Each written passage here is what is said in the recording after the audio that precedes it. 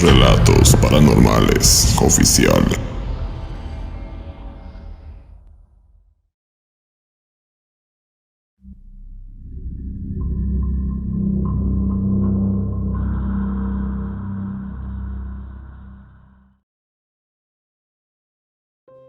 Tenía unos 5 años de edad cuando me diagnosticaron el problema visual. Mis padres me decían que me sanaría, pero nunca fue así. Pero a fin de cuentas, no se trataba de nada grave, gracias a Dios. Eso sí, el sufrimiento que comencé a vivir a partir de entonces se convirtió en una tortura constante. Pues imagínense tener esa edad y ser la única alumna de la escuela que usa anteojos. Por obvias razones, con el paso del tiempo me fui adaptando y se podría decir que ya todo fue normal para mí. Hasta que, cuando tenía los 16 años de edad cumplidos, sucedió un evento que no solo nunca pasó por nuestras mentes, sino que sería lo que originaría el infierno que nunca como familia pensamos vivir. Mi nombre es Estela María Peralta. Soy de un pueblo que pertenece a una provincia que se llama Santiago. Esto es reciente, ya que hoy en día no cumplo los 20 años. Pero, si no fuera que descubrimos el mal a tiempo, tal vez yo no estaría aquí compartiéndoles mi historia. Cuento con 3 hermanos, Patricia y Juan, que son menores que yo, y Luis Enrique, que cuenta con 2 años más. El percance sucedió una tarde en la que Patricia, quien apenas tenía unos 8 años de edad en ese momento, sin querer rompió mis lentes cuando se encontraba jugando en mi cuarto. Está de más decirles que no era la primera vez que necesitaría conseguirme unos anteojos nuevos. Es más, unos 6 meses antes los había perdido, cuando regresaba a casa del colegio. El punto es que tendría que estar casi ciega hasta que mis padres me consiguieran unos nuevos, y eso demandaba un poco de tiempo. Por fortuna, ya tenía oculista de cabecera, una mujer que siempre se encargó de mi problema desde hace años atrás. Gracias a ella, y en tan solo un día, pude acceder a los nuevos y sin nada de costo, ya que fue un regalo por parte de ella. No obstante, en el lapso de una semana, empecé a experimentar esos fenómenos, que al principio, tanto mis padres como yo, pensamos que se debía a una simple casualidad. Comenzó a dolerme la cabeza. Los primeros días se daba en momentos cualesquiera, pero con el paso del tiempo empezó a ser más frecuente. Cuando me llevaron al médico a que me hicieran estudios para saber de qué se trataba, los resultados fueron inconclusos. Me recetaron unas pastillas para el dolor y eso me ayudó por una semana, pero luego ya no me hacía el efecto deseado, por lo que regresé al doctor. Por otro lado, comencé a tener pesadillas, una que no recordaba haber tenido nunca, en donde una silueta humanoide se me aparecía de repente y comenzaba a hostigarme. Cabe mencionar que mi visión no sufrió cambios, es decir, que los anteojos cumplían con su función de perfecta manera, hasta que de la nada eso cambió, cuando una noche nos encontrábamos cenando todos juntos y algo perturbador sucedió. Estaba concentrada mirando la televisión, cuando de pronto apareció una especie de sombra justamente sobre la pared arriba de este. Era como si fuera algo negro moviéndose, amorfo, y la veía de manera borrosa. Pensando que se trataba por haber estado mirando tanto tiempo la pantalla, me quité los lentes y me refregué los ojos con los nudillos de mis dedos y volví a mirar. Pero esa cosa seguía ahí, aunque de forma más borrosa, debido a mi problema de visión. Me volví a colocar los anteojos y me quedé observando el extraño evento. Mis padres se dieron cuenta de que algo me pasaba, ya que me esforzaba para mirar hacia esa dirección. Cuando me preguntaron si me ocurría algo malo, ya fue tarde, pues casi de manera instantánea a eso, vi cómo aquella cosa adoptó la figura de una cruz perfecta sobre la pared, pero invertida, siendo en ese instante cuando sentí un tremendo dolor mucho más agudo que el de antes, torturando mi cabeza. En tanto me ponía de pie y tomaba mi cabeza con mis manos, grité de dolor a la vez que empezaba a llorar. Mis padres se asustaron tanto que también se levantaron para acercarse a mí. Por más que me insistían para que les dijera qué me estaba ocurriendo, no paraba de llorar y de gritar, ya que el dolor era insoportable. A Dios gracias, se me pasó luego de unos segundos más. Aún así, y teniendo en cuenta el problema que tenía por los dolores de la cabeza recurrentes, una vez más ellos me llevaron a la clínica. Todavía se me eriza la piel al recordar cuando me miré frente a un espejo. Tenía mis ojos totalmente rojos. Recién entonces mi doctor dedujo que tal vez en eso radicaba mi problema. Los nuevos estudios tampoco arrojaron nada. En mis ojos no tenía ningún otro problema que el de siempre. No obstante, un nuevo síntoma empezó a atormentarme a partir de entonces, y es que aquella sombra comenzó a manifestarse de nueva cuenta. Sentí que el mundo se me venía abajo cuando el médico nos habló de aquella probable teoría, ya que definitivamente mis ojos no eran el problema. Ahora los estudios se enfocarían en mi cerebro, lo que significaba en un riesgo de cáncer o algo mucho peor. Pero una vez más el alivio nos trajo paz cuando tampoco encontraron nada malo en ese lugar, aunque todavía el suplicio continuaba, pues como les dije, seguía viendo aquella sombra. Debo recalcar que todavía no me animaba a decirle a mis padres lo que realmente me estaba pasando.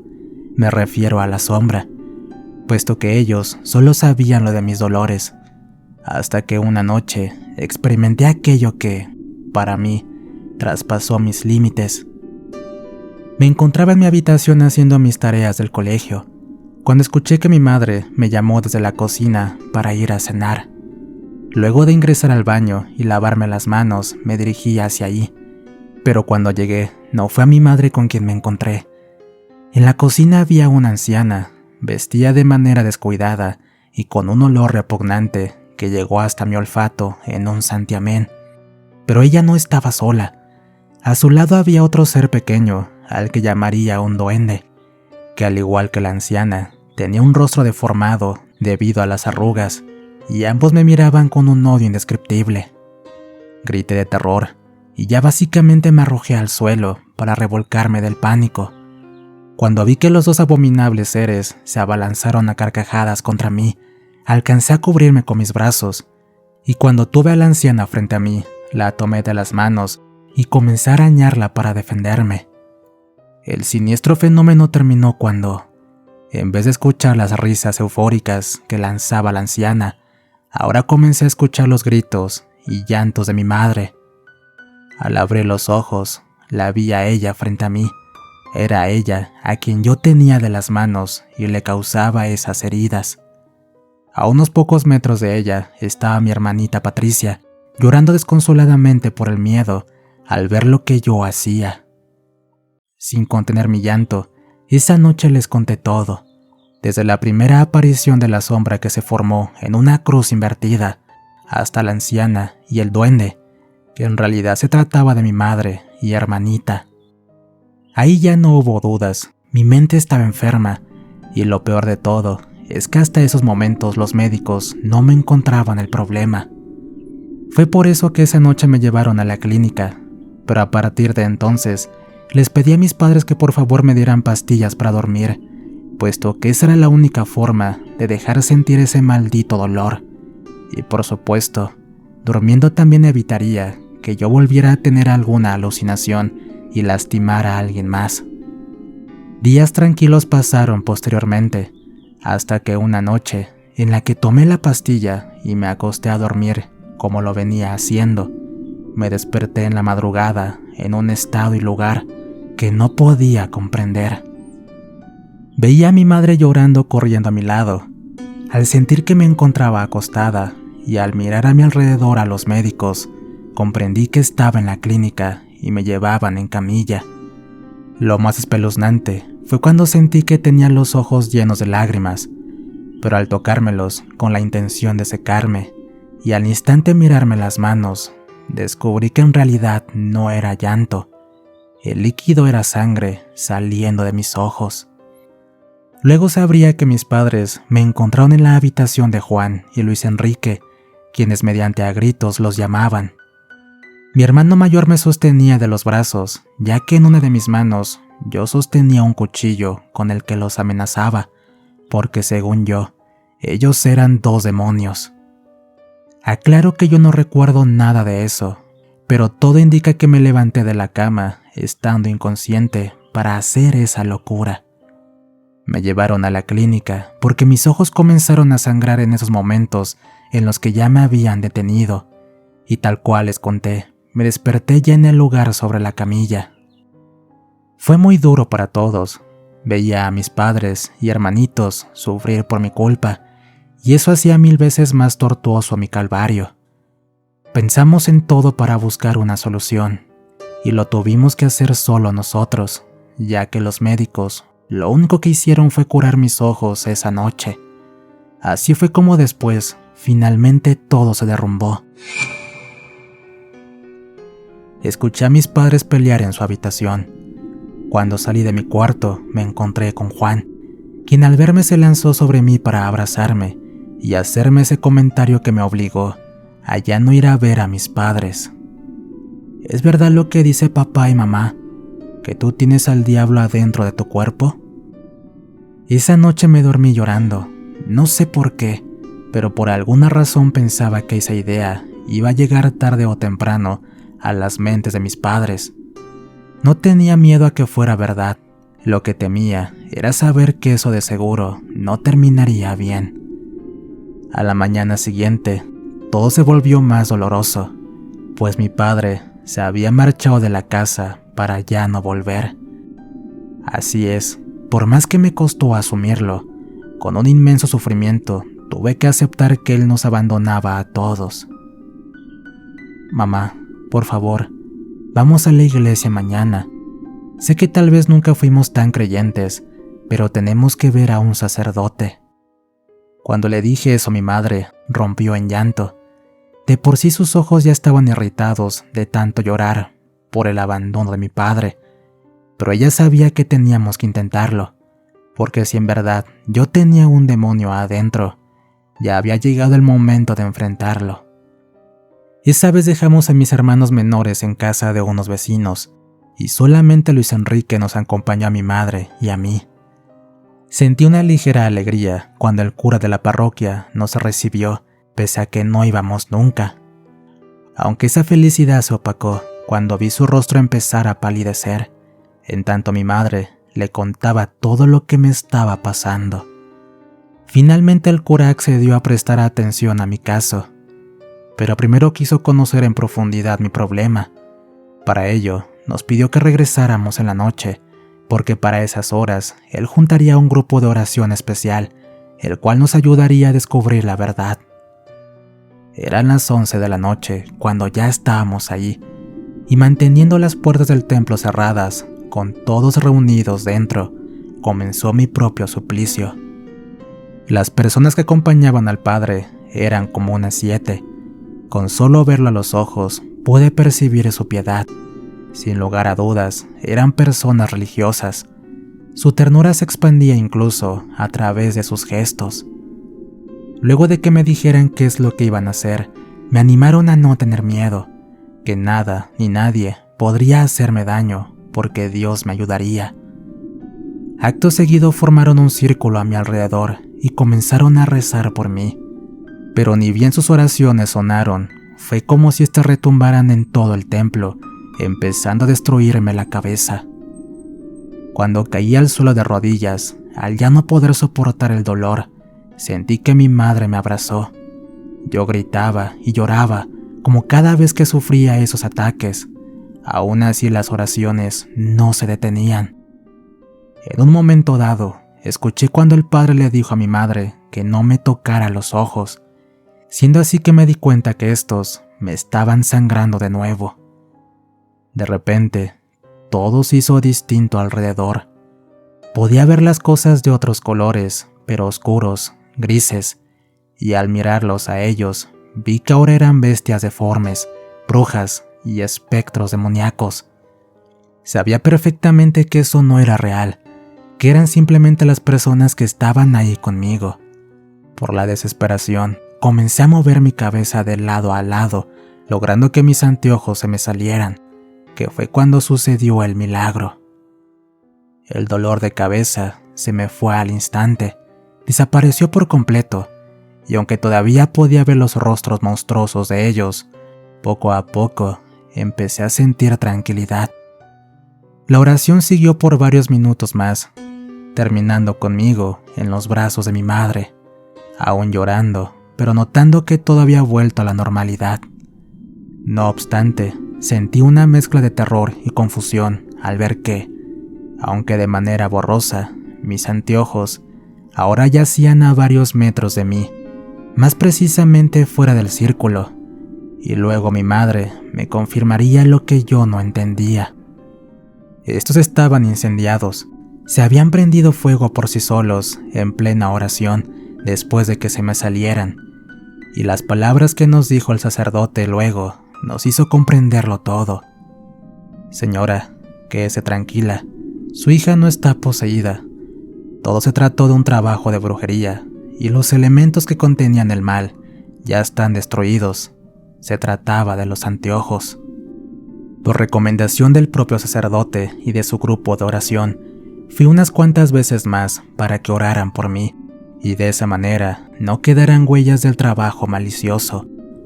Por obvias razones, mi madre me tuvo que conseguir otros anteojos, a los que el padre los bendijo antes de que yo empezara a usarlos.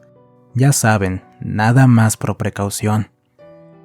Cuando ya había pasado una semana desde que libré todo el mal, recién ahí le cuestioné a mi madre por qué no íbamos a visitar a quien era mi oculista, ya que estaba más que claro que ella tuvo algo que ver con esa brujería.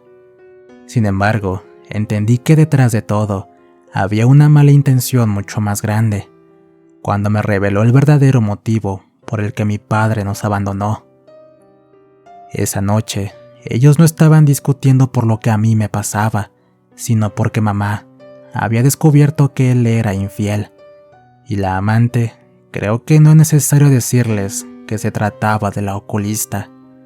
Aunque lo que mi madre todavía no sospechaba era lo que me había hecho a mí con los anteojos regalados. Mi padre volvió algunos meses después a tratar de recuperar su relación con mis hermanos y conmigo, pero está de más decirles que no lo quisimos recibir. Hoy en día, él ya formó familia con ella, y eso es lo que más dolor me causa, pues a pesar de que le contamos lo que me hizo, pareció no importarle. O quién sabe, tal vez él también era víctima de un trabajo de brujería por parte de esa desgraciada. Pero qué más da, nosotros tuvimos que seguir con nuestras vidas, es lo que hacemos hasta la actualidad. Y continuaremos haciendo. Yo aún sigo con los mismos problemas de visión. Sin anteojos no veo casi nada, pero al menos ahora no veo caras espectrales causados por un maldito trabajo de brujería.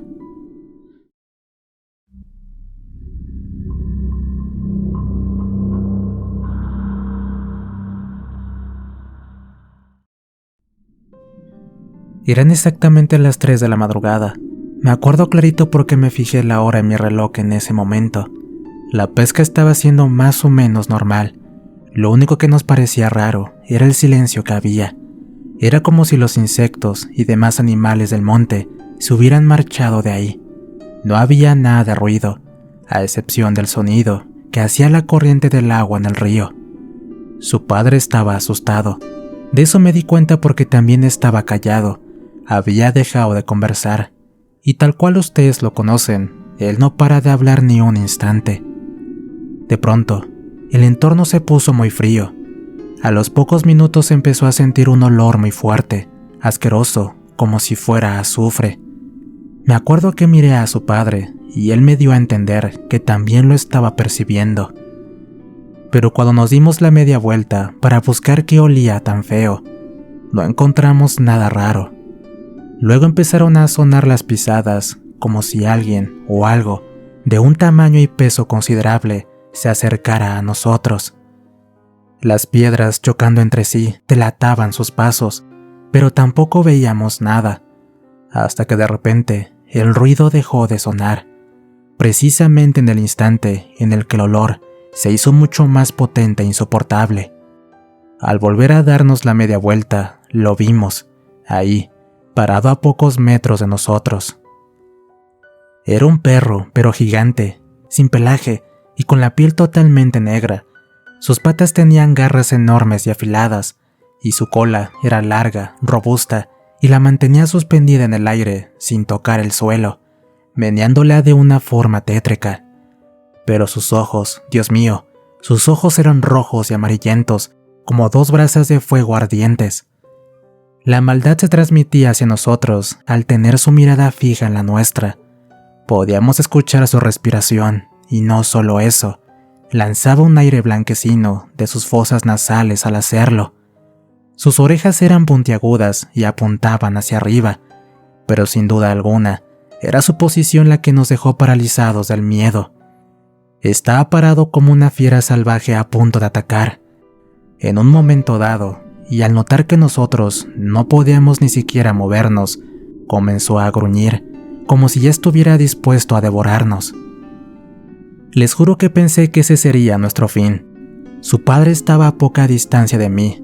Por ratos lo miraba, como esperando que él hiciera algo, pues ya saben, él es el mayor. Él tenía 22 años de edad, y yo apenas llegaba a los 17. Él era el que me tenía que cuidar, y vaya que sí lo hizo, porque cuando pudo reaccionar y salir de ese estado de parálisis, corrió a toda prisa por mi lado, agarrándome de uno de mis brazos para así llevarme con él. Corrimos como nunca, como locos, como quienes escapan de la muerte, o mejor dicho, como los que escapan del mismo diablo, porque eso es lo que era ese perro, era el diablo, que se apareció para tratar de llevarnos al infierno. Su padre iba rezando, lástima que yo no podía hacer lo mismo, porque les prometo que yo lloraba de terror. Pero creo que sus oraciones fueron las que nos salvaron, porque el diablo no nos persiguió. Tuvieron que pasar varios meses para que recién tomáramos el valor para volver a ese río a pescar, pero por supuesto, nunca más volvimos a esa zona. Desde entonces, nos vamos para otro sector que está a unos 5 kilómetros de ahí, así que ya saben muchachos, si alguna vez se van a pescar al río de noche, tengan cuidado. Sobre todo deben discernir cuando algo malo se acerca. Si un silencio rotundo los cubre, mejor corran, porque significa que el diablo está cerca. Pero ya saben cómo terminó todo al final. Ustedes me conocen, mis queridos sobrinos. Yo soy un hombre valiente, así que cuando llegué a casa ya se me había pasado el miedo, pero su padre no. Ese cobarde llegó con los pantalones orinados. Creo que a cualquiera se le erizaría la piel al escuchar un relato así, pero cuando mi tío Ismael nos contó por primera vez esa historia a mis hermanos y a mí, en una de esas tantas noches en las que, con una botella de vino de por medio, nosotros nos sentamos en la mesa con él para escuchar esas cientos de experiencias que tuvo desde niño junto a mi padre. Pero les juro que en esa ocasión yo quedé traumado. Tenía unos 6 años de edad en esos tiempos, era un niño todavía. Quedé tan espantado que desarrollé un miedo terrible a los perros, e incluso a los que teníamos en nuestra casa, y ni hablar de las pesadillas que me ocasionó. Pasé meses enteros sin poder dormir bien. Pero, a pesar del regaño que se ganó mi tío en esa oportunidad, no escarmentó ni él ni nosotros. Así que continuamos obstinados, como verdaderos fanáticos, escuchando sus historias cada vez que se podía. A medida de que iba creciendo, comencé a perder ese miedo a los perros. Pero ¿quién iba a decir que el destino me deparaba una vivencia 1000 veces más traumática? Cuando al tener ya unos 23 años de edad, más o menos, me tocaría ir a trabajar a una finca, donde sucederían los acontecimientos tan perturbadores como ocultos. Mi nombre es Edgar Herrera, soy del norte del país, vivo en un pueblo que está rodeado de zonas rurales, y aunque la empresa en donde me pasó esto ya no existe, todavía se escuchan relatos similares ocurridos en lugares parecidos. La finca estaba ubicada en un paraje. Para los que son de otros países, les comento que los parajes son lugares muy distantes de la civilización, rodeados de campos y montes, y que en ocasiones es de difícil acceso. Yo solía salir bien temprano en las madrugadas de mi casa para llegar hasta ahí. Mi añeja bicicleta, la que era mi único medio de transporte con la que contaba en esas épocas, me demoraba más o menos 1 hora en llegar. Ahí fue donde conocí a Milo, uno de los perros que tenía el dueño de la finca. El pobre animal ya estaba viejo, prácticamente ya no tenía dientes, pero era de pelaje negro y mirada profunda. Está de más decirles que por más inofensivo que era Milo, por el hecho de tener esas características y tener que verlo todos los días, hizo remover en mi cabeza el trauma sufrido cuando era niño, por lo que siempre trataba de esquivarlo y mantenerme lo más alejado posible de él. Nuestro trabajo se basaba en el tabaco. Teníamos que cosechar, seleccionar y al final prepararlo para su distribución. A veces los empresarios iban en sus camionetas lujosas a buscar el producto, pero generalmente eran los empleados selectos del patrón quienes se encargaban de llevarlos. Hago mención de esto para que más o menos se den una idea de cómo era el lugar.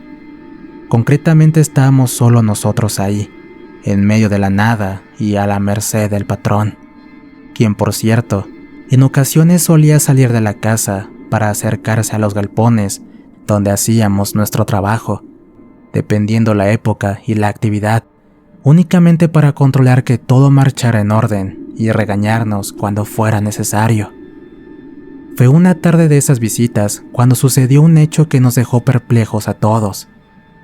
Don Ibáñez, un empleado que se desempeñaba a nuestro lado, se acercó a él para hablar en privado. A ninguno de nosotros nos llamó la atención, por lo que continuamos cada quien haciendo su labor. El punto fue cuando escuchamos que empezaron a discutir. Para todos, eso fue inesperado, y peor nos quedamos asombrados cuando la discusión pasó a mayores, y en cuestión de minutos ya se habían agarrado a los golpes. El resultado de la pelea fue la imaginada. El patrón era un sujeto de unos 45 años de edad, de cuerpo robusto y fuerza indiscutible. Don Ibáñez, en cambio, era de cuerpo delgado, pasaba los 60 años y apenas podía sobrellevar el cansancio del duro trabajo que a esas horas ya nos tenía limitados. Lo dejó tirado sobre el suelo a raíz de la paliza que le dio. Lo más triste es que nadie se atrevió a interferir mientras se daba la pelea.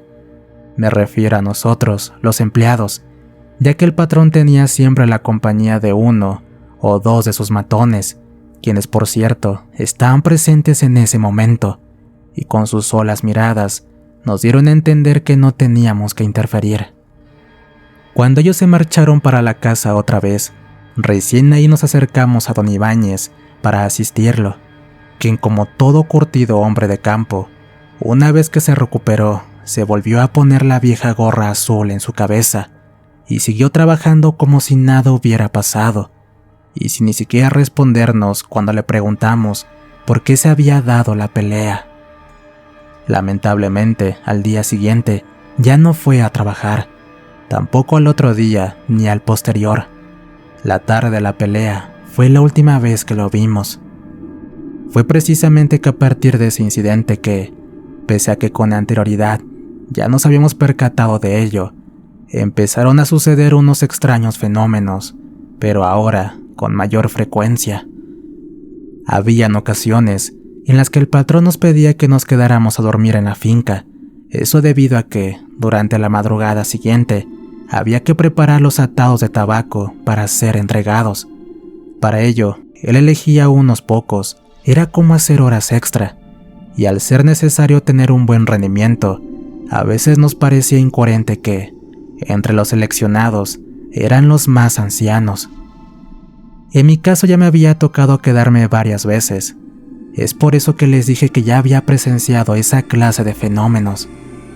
El lugar donde se quedaban a dormir los empleados, que casi siempre eran 4 o 5, era un amplio cuarto alejado de la casa, más precisamente detrás de los galpones. Ahí habían algunas camas de madera podridas y colchones sobre el piso, sin protección en las ventanas ni puerta, así que quedábamos a la intemperie del clima, los insectos o animales del monte, que a veces se adentraban en el terreno. No obstante, había un lugar más que estaba al final de todo, un pequeño galpón rodeado de acero, cuyo portón permanecía con candados que impedían el ingreso.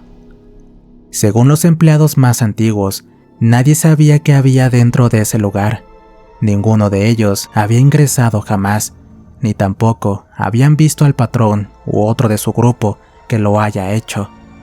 El punto es que, y al estar la habitación donde dormíamos lo más cercano a ese galpón, se podía escuchar ruidos provenientes de ese sitio. En ocasiones, era como cadenas arrastrándose, como si algo o alguien deambulara en el interior. A su vez se escuchaban tenues gruñidos que hacían sentir escalofríos a cualquiera que los escuchara. Pero lo más tenebroso era que a veces esos sonidos se sentían más cerca, como si aquello que lo provocara saliera del galpón para merodear alrededor de la habitación. Ese es el diablo. ¿Cómo crees que el viejo desgraciado tiene tanto dinero? No lo gana solo con nuestro trabajo. El infeliz tiene un pacto con el diablo. En ese galpón lo tiene encerrado y lo deja salir en las noches. Un compañero que ya no está, una vez me contó que escuchó cuando lo estaban alimentando. Es una verdadera bestia infernal, dijo uno. Ya deja de hablar tonterías. De seguro el patrón tiene todo el dinero que gana guardado ahí, y deja encerrado a alguno de sus perros para que lo cuiden. La ciudad está lejos de aquí, así que se le complica ir a un banco a donde guardarlo, le respondió otro. Para serle sincero, yo preferí creer mejor en la segunda teoría. Se me congelaba la sangre pensar que la primera opción fuera cierta. De todos modos, cuando escuché lo que ellos contaron, preferí no opinar, pero no pude evitar sentir un poco de temor. Ahora bien, lo que les voy a contar a continuación me pasó justamente cuando me tocó quedarme a dormir. Junto a mí había otro muchacho más o menos de mi edad, y los otros 3 eran ya mayores. Teníamos apenas 2 horas para descansar antes de comenzar con el labor. Ya estábamos en eso, cuando de pronto lo turbio dio inicio. Eran esos ruidos de cadenas los que empecé a escuchar. Como les dije anteriormente, ya me había quedado a dormir ahí en otras ocasiones y siempre las ignoré por consejo de los demás. Pero como ahora, estos habían comenzado a sentirse, incluso a cualquier hora del día, y mientras estábamos trabajando, tuve la curiosidad de saber de una vez de qué carajo se trataba. Volteé a mirar a mis compañeros y todos ellos seguían durmiendo, o al menos es lo que creí, porque cuando me levanté del colchón para ir hacia la ventana, una voz me detuvo en seco. ¿Estás loco? Ni se te ocurra acercarte a mirar. ¿Acaso no notaste que ahora se escuchan hasta de día? Sea lo que sea, eso que ande por ahí, se nota que ya no está interesado en pasar desapercibido. Vuelve a acostarte. En un rato nos tenemos que levantar todos para comenzar a armar los fardos de tabaco. No le prestes atención, aprovecha y descansa. Aparte, ¿no te da miedo si las cosas que dicen son verdad? Eso de que es el diablo, yo que tú, mejor no intento averiguarlo. Se trataba justamente del muchacho quien, murmurando, me dijo esas palabras, a las que no me quedó de otra que obedecer al verme descubierto. Cuando me volví a acostar, y cuando aún no había pasado ni un minuto, con el rabillo del ojo, vi entrar a una persona a la habitación.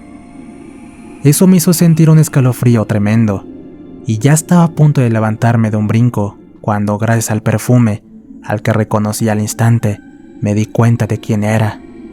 Era uno de los matones del patrón, a quien con mis ojos semicerrados, para disimular que estaba durmiendo, observé cuando se acercó a uno de los ancianos y le dio una patada para despertarlo.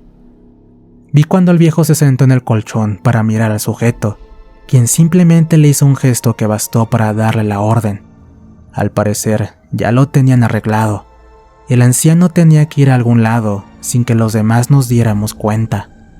Acto seguido el matón salió de la habitación y nuestro compañero se levantó para seguirlo. ¿Viste eso? ¿A dónde va el viejo?, le pregunté murmurando al muchacho. Irónicamente, este se levantó rápido para ver qué pasaba, y en tanto me hacía señas para que yo no hiciera ruido, me indicó que nos acercáramos a la ventana.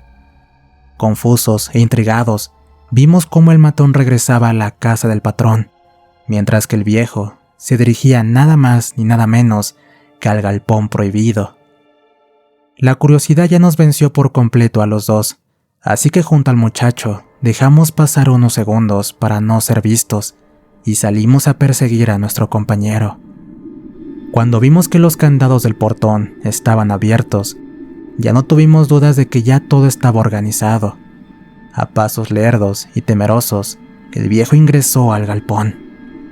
Nosotros hicimos lo mismo, pero fuimos directamente hacia un costado, ya que ahí había una ventana, pero como esta estaba cerrada, caminamos hasta la parte trasera para ver si encontrábamos cómo poder observar. Para desgracia nuestra, sí hallamos algo, unos agujeros agrietados en la pared que apenas nos permitía ver el interior. Y digo que fue una desgracia, porque lo que vimos nos congeló hasta el alma. Y el anciano se puso a apilar unas cajas que había sobre una mesa. Al parecer para eso lo habían enviado ahí. Nunca supe ni me interesa saber qué contenían esas cajas, pues lo terrorífico fue cuando, detrás de unas telas negras colgadas de uno de los costados, salió aquella vil y macabra criatura. Una bestia similar a un perro enorme salió de ahí, monstruosa e infernal, y antes de que alguno de nosotros dos pudiéramos hacer algo para salvarlo, la criatura se lanzó sobre él desde atrás, mordiendo directamente en su cuello. La imagen más grotesca que tengo en mi mente fue ver el momento exacto en el que la cabeza del viejo era separada del cuello con ese atroz ataque. Su líquido hemático salió por todos lados, y en tanto la bestia comenzaba a devorarlo, todo el entorno se teñía de rojo. Recién ahí comprendí que no era pintura oscura lo que tenía las paredes. Era líquido hemático seco de, quién sabe, cuántas personas habrían sido devoradas en ese galpón. Ni bien inició el ataque, los ladridos de Milo comenzaron a retumbar en la finca. Hoy en día reconozco que gracias a ese perro viejo, ya aún sigo con vida, pues eso nos hizo reaccionar para salir corriendo de ahí y regresar a la habitación, porque les juro que no sé qué hubiera pasado si el patrón o alguno de esos matones nos hubieran descubierto. Aguanta. Si nos vamos ahora, se darán cuenta que vimos algo. Fueron las palabras con las que me animó el muchacho, cuando 1 hora más tarde ya estábamos haciendo el trabajo. Y no sé cómo fue posible que haya logrado hacerlo, ya que apenas me podía mantener en pie debido al estado de shock que tenía.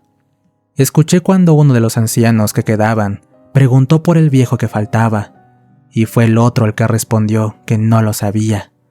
Cuando nos hicieron la misma pregunta a nosotros, el muchacho habló para darle la misma respuesta, puesto que yo sentía que me descomponía con solo recordar lo que había visto.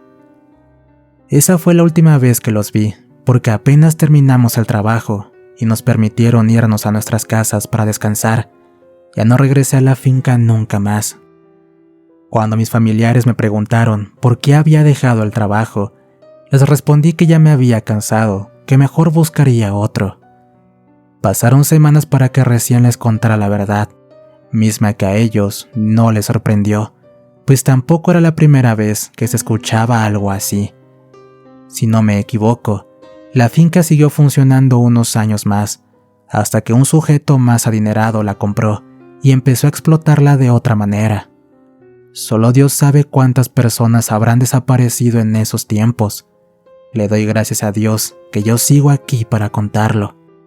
Una vez más lo repito, aquí es conocido el mito de que empresas de gran nivel económico hacen pacto con el diablo para tener mayores ganancias, y para ello entregan a un empleado a cambio.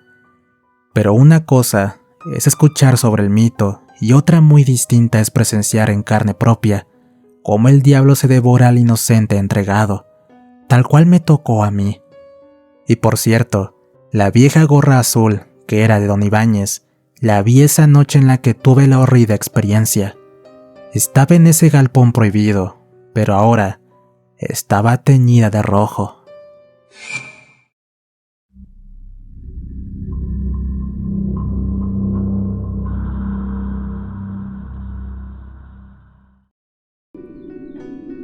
Una lección de vida. Estás loco. ¿Cómo puedes pensar que lo mío es una lección de vida? No, amigo. Los que son como yo somos despreciados, rechazados por la sociedad, por nuestras propias familias. Nos insultan, nos miran con asco, nos ultrajan, nos golpean, nos arrebatan la vida por simplemente ser como somos. ¿Quién carajo sería tan tonto como para elegir una vida así? No, loco. No es una lección de vida. Nacimos así. Y estamos condenados a vivir siendo así. Estas son las palabras con las que terminó la charla Marco, nuestro amigo, nuestro hermano del alma, cuando aquella tarde de otoño nos confesó que le gustaban los hombres. No les voy a mentir, para mí fue como recibir un baldazo de agua fría, me congeló hasta los huesos, y creo que todos nos sentimos igual, pues Luis, Daniel y Jorge también se quedaron mudos como yo. Luego de decir eso, Marco bajó la cabeza para entregarse al silencio de igual manera. Pasados unos segundos, volvió a levantarla, y fijando su mirada en nosotros, nos pidió perdón por habernos contado recién, pero que ya no soportaba más mantener oculta su orientación. «Entonces te gustan los hombres», atinó a decir Daniel. «Tranquilo, amigo, no te asustes, no eres de mi gusto. No pienses que porque soy así, voy a estar acostándome con cualquiera, ni mucho menos con un hombre como tú». De esa forma, y con el humor característico que Marco siempre tenía, cambió ese incómodo entorno, haciéndonos reír a todos con sus palabras hacia Daniel. Esa noche la reunión siguió con normalidad, como todas las veces en las que nos juntamos a tomar cerveza y a relajarnos, a hablar de nuestras cosas, nuestros problemas, nuestras alegrías, nuestras tristezas, y dejar pasar el tiempo, sumergidos en ese cálido compartir que solo la verdadera amistad nos puede conceder. Pero eso sí, ninguno de nosotros puede negar que esa noche fue diferente a todas. Éramos unos jóvenes de entre 18 y 20 años de edad, y oír de la boca de nuestro amigo una confesión de esa magnitud convertía esa noche en un antes y un después. En la mañana siguiente, Marco habló con su familia para confesar lo mismo que a nosotros, tal cual lo prometió. Un día después, ya se había mudado a un precario cuarto de alquiler para vivir solo, ya que fue echado de su casa por sus propios padres, algo que lamentablemente presumimos que pasaría. Nosotros seguimos apoyándolo incondicionalmente, nada cambió. Él continuaba siendo nuestro amigo, hermano, con el que crecimos y vivimos tantas experiencias que la vida nos fue poniendo en nuestro camino a medida que íbamos creciendo. Pero bueno, no todos, porque Daniel, quien pertenecía a una de las familias más sobresalientes del barrio, poco a poco comenzó a alejarse de nosotros, hasta llegar al punto de ignorar a Marco. Déjenlo, si a Daniel le da vergüenza juntarse con nosotros porque yo soy así, es su problema, pero no se enojen con él. Él no tiene la culpa la tiene la sociedad en la que vivimos, una sociedad en la que, si no eres como ellos, directamente pasas a ser un marginado, y cuanto más en este barrio en el que vivimos, aquí somos los más ignorados, aún así nadie perdona a nadie. Cuando nos dijo eso, nadie más habló al respecto. Marco tenía razón, sobre todo su perspectiva del lugar. Nacimos y crecimos en un suburbano de la provincia de Buenos Aires, en una villa miseria, como nos llaman los que tienen dinero. Aquí rige la ley del más fuerte, nadie perdona nada. Somos sobrevivientes de un mundo injusto y ruin, donde al final solo nos queda mantenernos en pie, para así poder seguir viviendo. Mi nombre es Gerardo Cabrera, Gera, como me decía Marco. Tal vez a muchos no les parezca mi relato, pero aún así se los quise compartir para mostrarles una realidad que muchos ignoran. En especial, les enseñaré el lado opuesto a lo que el mundo hoy en día nos muestra, y me parte el alma saber que tuvo que pasar esta tragedia para recién tener el valor para hacerlo. Marco trabajaba conmigo en una obra en construcción. Una tarde, cuando ya nos íbamos a casa, tuve la mala fortuna de cruzarme con una muchacha con quien había acabado una relación amorosa de varios años. Me puse tonto, sin saber cómo reaccionar, pues para serle sincero, las cosas entre nosotros no habían terminado bien. Escuché cuando Marco lanzó una carcajada al percatarse de eso, y mientras caminaba a mi lado, me dijo que no me preocupara, que él se haría cargo de todo. Gerardo, ¿cómo estás? Tanto tiempo sin verte, qué milagro. Hola Marco, también te ves muy bien. Nos saludó, a la vez que se detenía frente a nosotros. Solo Marco le respondió el saludo.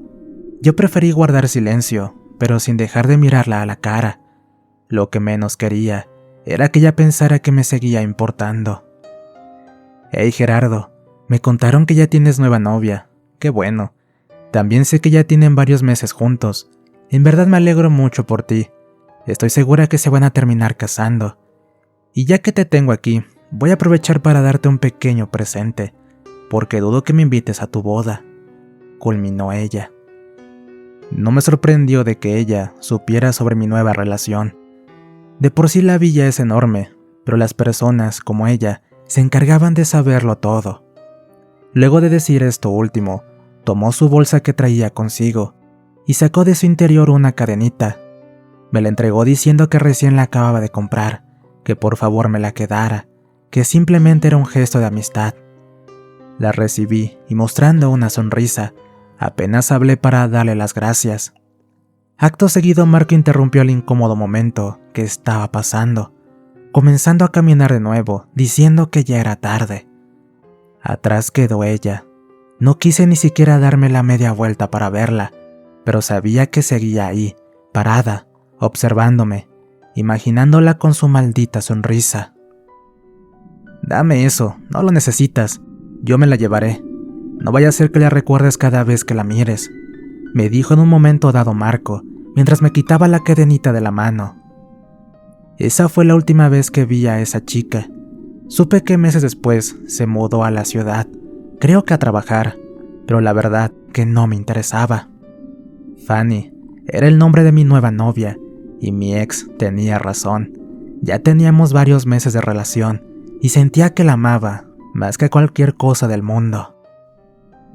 Ya habían pasado varios meses desde que nuestro amigo Marco nos había contado su secreto, y como ahora él vivía solo, aprovechamos con los demás para juntarnos en su habitación de alquiler. Como les dije, nada cambió, inclusive a Fanny tampoco le importó lo de su orientación, es más, ella lo apreciaba tanto como nosotros. ¿Un novio? Claro que me gustaría conocer a alguien, pero dudo que llegue tan lejos. Mírame, soy un pobre desgraciado que vive en una villa. Dudo mucho que alguien pueda concretar algo serio. Por otro lado, les voy a confesar algo más. Aunque les haya dicho que me gustan los hombres, no significa que ya he estado con uno. Y por más que no lo crean así, es por eso que cuando llegue el momento, quiero que sea con alguien especial. Confío que llegará ese día. Cuando Marco le contó eso a Fanny, luego de que ella le preguntara cuándo tendría un novio, nosotros volvimos a quedarnos atónitos, pues tal cual él lo mencionó, todos creímos que ya había estado con alguien. Pero después de pensarlo por unos momentos, me di cuenta que no teníamos motivos para desconfiar de él. Él no decía mentiras, y dada su personalidad, el deseo de que conozca a alguien que lo valore mucho, se convirtió en una de nuestras prioridades. Ninguno queríamos que le hicieran daño a nuestro querido amigo. No obstante, la vida nos hizo una mala jugada, cuando una noche salimos de la villa para ir a un boliche, lo que en otros países se conoce como antro, en donde aconteció un hecho que, con mucho dolor, debo asumir que yo estuve involucrado. El boliche estaba en un barrio no muy distinto al nuestro, sobre todo la delincuencia fluía como agua. Ya habíamos ido en otras oportunidades y no tuvimos problemas, y pensamos que esa noche sería igual. Pero me equivoqué, porque mientras estábamos bailando con Fanny en la pista, un borracho pasó por mi lado, causando el altercado. Sin querer golpeé con mi brazo el vaso de cerveza que él traía en sus manos. Luego de que este cayera al piso derramándose, el hombre me miró enfurecido y me empujó con violencia, haciéndome caer. Fanny se arrodilló a mi lado desesperada para ayudarme a levantar. Luis, Jorge y Marco estaban en la barra tomando, a una poca distancia, así que pensé que ellos me apoyarían si es que yo no podía contra el tipo. Sin embargo, no fue necesario, o mejor dicho, que no alcancé a pelear, pues apenas me puse de pie. Sentí cuando Marco pasó a mi lado, dándole un puñetazo en la cara al viejo. Sí, así es, de los 3 amigos que tenía ahí, Marco fue el primero que se lanzó a defenderme. El borracho cayó inconsciente a la pista a causa del tremendo golpe. Nunca fuimos a acobardarnos contra nadie, pero tampoco éramos tontos, así que cuando vimos a la decena de sujetos, probablemente amigos del viejo, dirigiéndose entre la gente para llegar hasta nosotros, no dudamos en encarar hacia la salida. Esa noche es muy especial para mí, ya que aún la recuerdo con mucho afecto.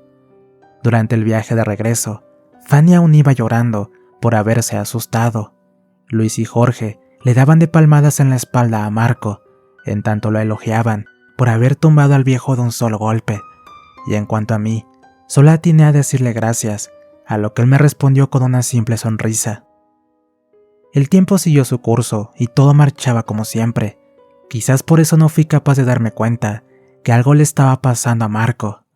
Me percaté de ello recién cuando me di cuenta que ya no mantenía la misma fortaleza.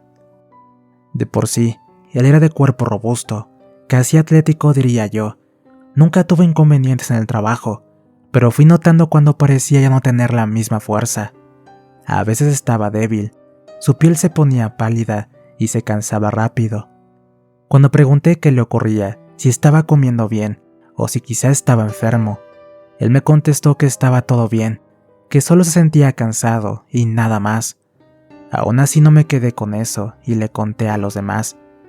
A partir de ese momento, comenzamos a prestarle más atención, pero creo que ya fue demasiado tarde, pues a los pocos días, él se descompuso en el trabajo. Lo llevamos a la sala de enfermería que había en la villa, y ahí nos dieron una noticia un tanto desalentadora. Según el médico, Marco tenía anemia. Asimismo, notaba que tenía problemas al respirar, así que debía hacerle unos estudios. Entretanto, recomendó que hiciera reposo, algo que por supuesto él no cumplió, ya que al día siguiente siguió yendo a la obra. Por fortuna, todos teníamos un trabajo, incluso Fanny, quien limpiaba la casa de una vecina para ganar su dinero. Decidimos juntar lo que pudiéramos y comprar mercadería y demás cosas básicas para Marco, para que así él se quedara a descansar en su casa. Fue una noche cuando nos reunimos para hablar de eso, pero cuando terminamos el tema, Luis nos contó algo que empeoró todo el asunto. Son ellos, los que esa noche, en el boliche, te quisieron pegar. El propio viejo, a quien Marco tumbó, anda con el grupo, preguntando si nos conocen. Al parecer, ya descubrieron que somos de aquí, pero ya saben cómo es la gente de la villa, ellos no dirán nada, pero si algún día nos encuentran por las calles, de seguro habrá problemas. Que vengan, carajo, aquí los vamos a atender a esos perros. Podemos hablar a la banda, ellos estarán felices en apoyarnos, ya saben cómo son, respondió Jorge. ¿A la banda? ¿Estás loco? ¿A esos delincuentes, ladrones? Claro que van a pelear con nosotros. Pero después, ¿qué pasará? ¿Crees que eso será gratis? Claro que no, nos van a joder, van a querer que nos unamos a ellos y trabajemos vendiendo sus porquerías. Apenas nos mantuvimos apartados de ellos durante tantos años y no vamos a caer ahora. De este asunto nos encargamos nosotros. Cada quien esté armado con un cuchillo cuando tenga que salir. Si liquidamos a uno de ellos, tal vez comprendan que no les conviene meterse con nosotros, reproché. Los dos quedaron con sus miradas fijas en mí. Comprendieron que yo tenía razón. Pedirles un favor a la banda de la villa literalmente nos iba a convertir en sus esclavos, algo que no estábamos dispuestos a hacer. Mucho menos en mi caso, pues hace poco Fanny me había revelado que estaba embarazada. Pensé que la charla quedaría ahí, pero cuando Luis volvió a hablar, Dijo aquello que finalmente me sucumbió por completo. Creo que no me están entendiendo. Nosotros también somos parte de su objetivo, pero es a Marco a quien están buscando. Quedamos de acuerdo en cuidarnos entre nosotros y no decirle nada de eso a Marco. Más aún, cuando algunas semanas después, él volvió a caer enfermo, solo que ahora su estado era visiblemente deplorable. Había bajado mucho de peso, notamos cómo sus brazos empezaban a perder masa muscular. Su piel perdió el color moreno para estar pálido casi todo el tiempo, y hasta en su voz expresaba el sufrimiento que estaba padeciendo. Marco, hermanito querido, ¿qué te pasa? ¿Qué tienes?, le preguntó Fanny, una de esas noches en las que fuimos a verlo a la salita de enfermería donde había quedado internado. No pude evitar que también mis ojos se humedecieran al verla llorar a ella, quien presionando la mano de mi amigo, aguardaba por su respuesta. No saben, los estudios no dicen nada, pero yo siento que me estoy muriendo, respondió con su buen humor de siempre. ¿Sabes una cosa? Ya lo decidimos. Dentro de un mes, Gerardo y yo nos vamos a casar. Así que debes mejorarte pronto, porque los dos queremos que seas el padrino de nuestra boda, agregó ella, con su voz entrecortada. Mi hermano querido, mi hermana bella, primero me comentaron que voy a ser tío, y hoy me dicen que se van a casar. Ustedes sí que saben alegrarme el momento, contestó con su débil tono, a la vez que sus ojos se mojaban. Ni bien vi cómo la primera lágrima comenzaba a rodar por su pálida mejilla. No lo pude soportar más. Me di la media vuelta y salí de la sala sin decir nada. Me quedé en el pasillo apoyando mi cabeza sobre la pared y rompiendo en llanto como un niño sin consuelo. En mis adentros maldecía lo que estaba pasando. Él era un joven de 19 años de edad, fuerte y luchador desde nacimiento, despreciado hasta por su propia familia, pero sin perder su bondad. Los malos estaban afuera, los delincuentes, ellos son los que se merecían estar mal, pero no él, mi amigo, mi hermano. Él merecía ser eterno, él merecía tener una vida de dicha, él debía conocer a un hombre que lo ame, que lo respete y que lo haga feliz, con quien pasar el resto de su vida. Marco logró salir de eso, y aunque su dolencia seguía siendo un misterio para todos, pudo volver a hacer algunas cosas de antes. Ayer vi a Daniel, sí, ese traidor, y ¿saben qué me dijo? Que cuando se enteró que Marco estaba enfermo, pensó que tiene ese maldito virus que arrebata la vida por no cuidarse en las relaciones. Claro que lo defendí, le dije a Marco que aún no había estado con nadie, aún así el maldito se burló de eso, pero no se preocupen, lo dejé tirado en el piso, con su nariz sangrando por el puñetazo que le di, nos contó Jorge días después. Ciertamente, habíamos pensado en eso también, pero creíamos en Marco. Por otro lado, los médicos nos hubieran informado si ese hubiera sido el caso, pero como les mencioné, nadie sabía qué es lo que él tenía. Cuando nos volvimos a reunir todos de nuevo, el tema central fue nuestra boda, pues ellos estaban tan entusiasmados como nosotros. Sentí que mi corazón se encogió cuando Marco nos dijo que nos haría un regalo, una corbata para mí y el ramo de flores para Fanny. Le dije que estaba loco, que no estuviera gastando su poco dinero que tenía, que nosotros nos ocuparíamos de todo. Pero fiel a su personalidad, me dijo que yo no opinara nada, que él era el padrino de bodas y haría lo que él quisiera. Esa fue la última vez que lo tuvimos, en una de esas inolvidables reuniones, que hasta en la actualidad sigue siendo sagrada para nosotros. Fue una noche de viernes, cuando los muchachos me harían la despedida de soltero. Mi padre estaba preparando asado y había bebida de sobra. Mientras que Fanny ayudaba a mi madre a preparar las ensaladas, yo acompañaba a mi padre junto a mis hermanos bebiendo unas cervezas, en tanto esperaba a los muchachos. Pero solo Luis llegó, y no como lo esperaba. Llegó corriendo desesperado, tenía sus ojos desorbitados, húmedos, horrorizados. En ningún momento pronunció palabras, tan solo bastó entrelazar nuestras miradas para decirme lo que había pasado. Segundos después, yo corría detrás de él. No sabía a dónde me llevaba, pero sabía a quién. Por momentos empezaba a perder fuerza en mis piernas. Mis ojos derramaban lágrimas que brotaban como un caudal desenfrenado. Mis pensamientos se entorpecían, privándome de tener un buen juicio. Llegamos hasta una plaza abandonada, oscura, cubierta de malezas, basuras, botellas de vino y cervezas vacías.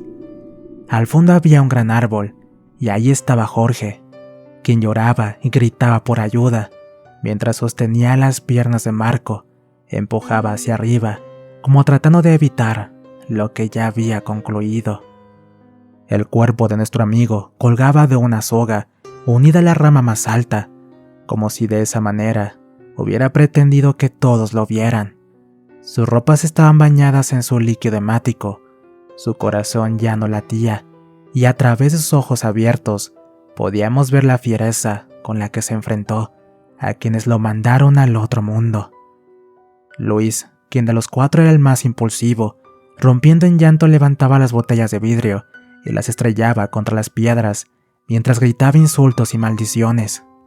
Abandonado a la resignación, Jorge soltó las piernas de Marco para a continuación dejarse caer al suelo y apoyando su cabeza en sus antebrazos, se inclinó a la tierra para también llorar amargamente. Y yo ni siquiera podía moverme. Con el rostro empapado contemplaba a mi amigo, quien en un funesto vaivén se despedía de este maldito mundo que jamás lo trató como se lo merecía. En ese instante comenzó a transitar por mi mente todos esos momentos que vivimos junto a él. Su sonrisa alegre se anteponía a mis pensamientos, como si se tratara de él mismo, pidiéndome que lo recuerde así, feliz y contento. Pero ese sentir, plegado de misticismo, se tornó en un dolor desconsolado cuando, al observar lo que había cerca del cadáver, terminó de aplastar mis sentimientos. Había un paquete junto a un ramo de flores, arrugados y casi deshecho, pintados de rojo, y aguardando a que su destinatario lo recogiera. Al abrir el paquete, vi que era una corbata, comprendiendo así que, junto al ramo de flores, él iba camino a casa para entregarlo cuando lo atraparon. Fueron unos tipos, lo agarraron en la calle y lo atacaron. Fui a buscarlos a ustedes, pero solo encontré a Luis y Jorge, me dijo un vecino que, como muchos, contemplaban tristemente la escena. Mi padre y hermanos llegaron minutos después, y por más que quisieron tranquilizarnos, cuando llegamos a casa, comenzamos a armar el vengativo plan. Tomé las armas que había en casa. Ocultos en mi habitación, nos preparábamos para la venganza. Mis padres sabían lo que teníamos planeado hacer. Golpeaban la puerta, cerrada con llaves, para que los dejara pasar, pero no se los permití. Fue entonces que sucedió el fenómeno paranormal de mi relato, y les pido mil disculpas por mantenerlos aguardando hasta este momento. Pero para los que esperaban escuchar una aterradora experiencia, les digo que no. Ciertamente eso fue un hecho paranormal, pero lejos de espantarnos, nos hizo estremecer de emoción. Marco apareció en el cuarto, radiante y sonriente como de costumbre. Su cuerpo ya no estaba flaco, y su aspecto era el de siempre. Ya no tenía heridas ni signos de su enfermedad. Sus ojos nos transmitían paz, su mirada nos invitaba a la reflexión. Con unas palabras que llevo tatuadas en mi alma, nos dijo aquello que derribó el odio que sentíamos. Déjenlos, no hagan lo que ellos me hicieron a mí. Nosotros no somos así. Dios existe, y desde el más allá vengo a decírselo. La justicia divina se hará cargo. No estoy en el cielo, pero aquí también somos recibidos como todos. Aquí ya no existe la homosexualidad, la adicción, la delincuencia. Aquí todos somos vistos con la misma misericordia y rigidez. No cometan un acto que nos separe. Por favor, no hagan eso, porque si lo hacen, ya no podré verlos nunca más. Los espero aquí, donde el que se arrepiente y pide perdón por sus pecados está a la espera de un juicio misericordioso. Los quiero ver aquí cuando les llegue ese día. Los espero. Nosotros mismos tuvimos que encargarnos de todo, el velorio y del entierro. La familia de Marco ni siquiera se arrimó a dar su pésame, como si no les importara. Durante mi boda lo volví a ver. Estaba sentado al fondo del templo, radiante y risueño. Cuando lo vi me toqué la corbata, aquella que él no logró entregármela y que la estaba usando, y encogiendo sus brazos, con su singular sonrisa, tal cual lo hacía cuando pedía perdón, me hizo saber que siempre estaría con nosotros. No hubo padrino de bodas esa noche, al menos alguien físico, pero el sacerdote nos permitió posar un cuadro de Marco, en señal que él ocupaba ese puesto. Termino mi relato maldiciendo otra vez, pues no se imaginan cuánto odio y rencor siento al recordarlo. Cuando tiempo después acudimos a un curandero, esperando que nos confirmara que esa banda fue la que le arrebató la vida a mi amigo, me enteré de algo 1000 veces más macabro. Tan así, que aún rompo en llanto cada vez que me acuerdo, tal cual lo estoy haciendo ahora al escribirles. En efecto, Marco nunca tuvo esa maldita enfermedad. Su malestar fue causado por un objeto maldito, cuyo mal fue destinado hacia mí, pero que él lo recibió al conservarlo. Se trataba de esa cadenita que me regaló mi ex, aquella que esa tarde Marco me la quitó, sin ni siquiera sospechar que era una condena. Ojalá que este relato llegue a muchos, especialmente a los que tienen amigos con orientaciones diferentes. Mi querido hermano fue la burla de la villa, pero para nosotros fue el hombre más fuerte que conocimos. Lo que tienes entre las piernas no es lo que te hace hombre, sino tu fortaleza, tu ejemplo, tu perseverancia ante los problemas. Eso es lo que te hace un verdadero macho. Pregúntame a mí que conocí a uno, con quien crecí y me enseñó a luchar en la vida, quien fue hombre en todos los sentidos, inclusive más hombre que nosotros. Marco, mi padrino de bodas.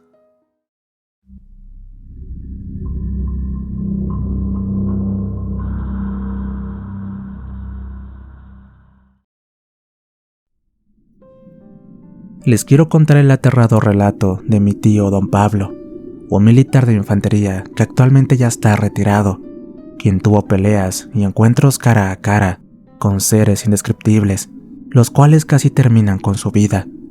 Pero la que les voy a compartir en este momento fue una experiencia que marcó su vida para siempre. Todo ocurrió en un lugar apartado de la sierra, en Durango, México. Hace ya mucho tiempo, mi tío Pablo se enamoró perdidamente de una mujer, justo cuando había salido en una misión, en cumplimiento de su deber. Pero lo que nunca imaginó fue que en dicha sierra le tocaría vivir un aterrador encuentro, nada menos que en el famoso sitio del Espinazo del Diablo. Todo dio inicio en los años 90. Él era un joven fuerte y bien parecido. Cuando tenía su franquicia, salía a pasear al pueblo más cercano, y así lo hacía cada que podía, hasta que en cierta ocasión fue que se enamoró locamente de una muchacha que frecuentaba mucho la plaza del pueblo. Mi tío no se quiso quedar con la incertidumbre que le había provocado a aquella hermosa mujer, así que, un par de días más tarde, le preguntó su nombre.